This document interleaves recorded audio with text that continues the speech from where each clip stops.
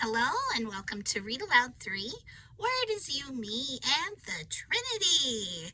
And today we are going to be reading chapter 8 of Ezra. So let's get started. The subtitle reads, Exiles Who Returned with Ezra. Listen to the last chapter to know why Ezra was returning. Here is a list of the family leaders and the genealogies of those who came with me. And now Ezra is speaking in first person, as you'll notice. And I noticed that starting in on that from the last chapter. And I was like, this is different and it's cool.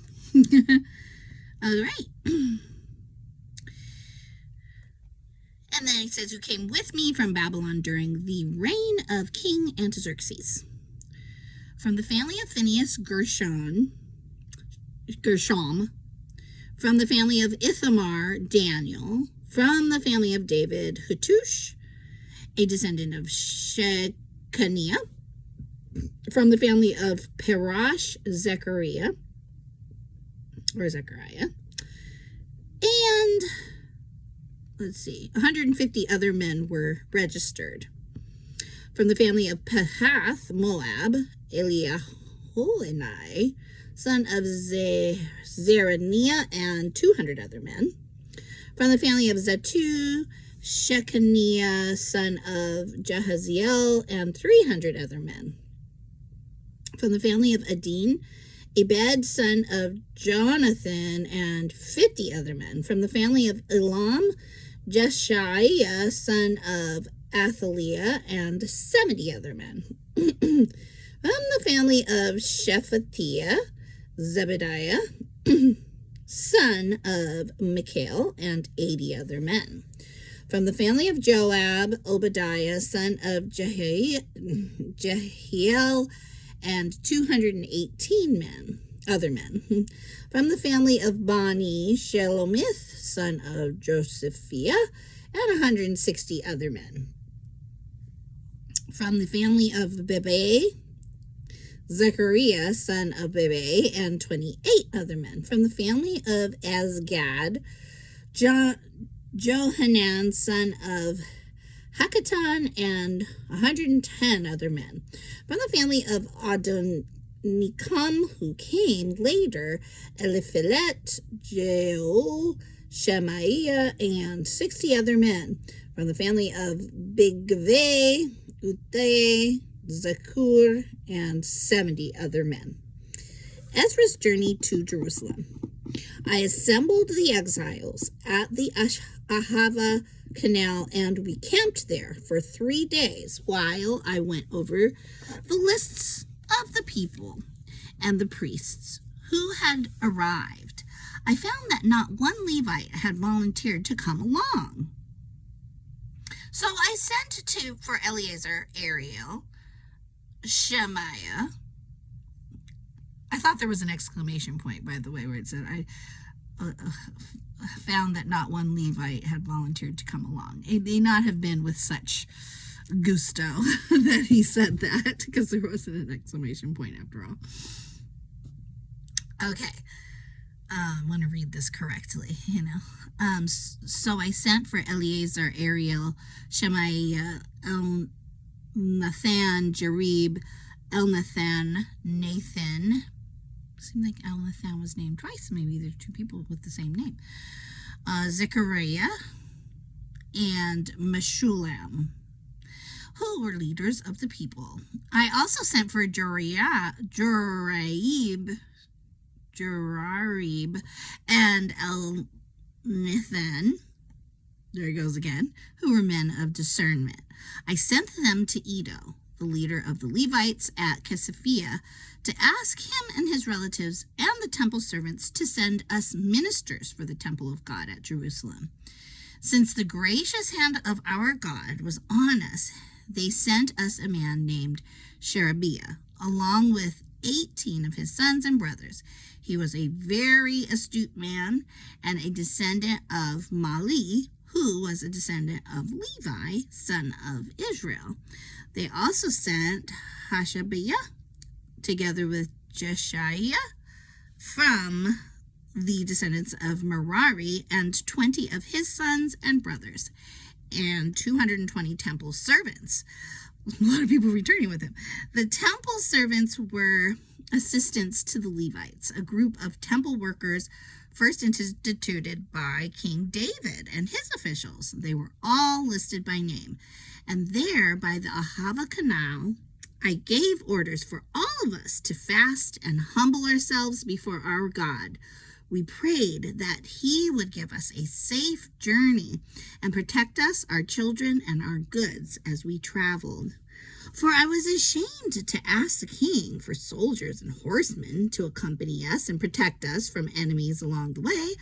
After all, we had told the king, our God's hand of protection is on all who worship him, but his fierce anger rages against those who abandon him. So we fasted and earnestly prayed that our God would take care of us, and he heard our prayer. That's beautiful. And I noticed this past week there was a lot of, in my circle, different fasts going on. I was fasting with my church. I had family that was fasting with their church, and I have family in a different country who were, I believe they were consecrating or setting aside days for prayer specifically. So, I think it is, like I said, I think it's a beautiful thing to be determined to show the world that, not just show the world, because a lot of times we're not supposed to, not a lot of times, but in the scriptures, we're not supposed to be airing it that we're fasting, but I could see what he meant by saying, hey, we took this stance and now we need to trust God rather than ask for the help from in the natural, and how would they make sure that they, hopefully were heard. And I'm not saying that God doesn't hear without fasting, but to show their dedication and their seriousness, that God alone is who they're going to depend on, they fasted. And I think fasting is this really interesting subject and topic of what do we fast for. And I remember being a part of a church where we were fasting for the pastor said, we're going to do a group fast, and it's going to be for as long as it takes, because we're fasting for answers to whatever we felt like we needed answers for. And then I remember my earthly father saying, don't fast for answers. And so I was like, well, I obviously need some more, education on this. And I remember at the time I fasted for a really long time, longer than I've ever fasted, waiting on an answer. And I finally was like, I don't even know what I'm asking, So I definitely needed, so I didn't know if I had the answer, for one. I definitely needed more education on why I was fasting, and what should be my expectation if I'm fasting, or should I have an expectation? Because maybe it's just an exercise for me to show that I'm dedicated in my life to prayer. In this instance, it seems like they were showing we're dedicated to trusting you and you alone. They were asking for protection very specifically, and they got it. So that's an instance of, it says we fasted and earnestly prayed that our God would take care of us, and he heard our prayer. So then says, I appointed 12 leaders of the priests, Sherebiah, Hashabiah, and 10 other priests to be in charge of transporting the silver, the gold bowls, and the other items that the king, his council, his officials, and all the people of Israel had presented for the temple of God. I weighed the treasure as I gave it to them and found the totals to be as follows. 24 tons of silver, 7,500 pounds of silver articles, 7,500 pounds of gold, 20 gold bowls, equal in value to 1,000 gold coins, 2 fine articles of polished bronze, as precious as gold. And I said to these priests, you and these treasures have been set apart as holy to the Lord. This silver and gold is a voluntary offering to the Lord, the God of our ancestors. Guard these treasures well until you present them to the leading priests, the Levites, and the leaders of Israel, who will weigh them at the storerooms of the Lord's temple in Jerusalem. So the priests and the Levites accepted the task of transporting these treasures of silver and gold to the temple of our God in Jerusalem. We broke camp at the Ahava Canal on April 19th and started off to Jerusalem. And the gracious hand of our God protected us and saved us from enemies and bandits along the way. So we arrived safely, that was an answer, in Jerusalem, where we rested for 3 days. On the 4th day after our arrival, the silver, gold, and other valuables were weighed at the temple of our God and entrusted to Meremoth, son of Uriah, the priest, and to Eleazar, son of Phinehas, along with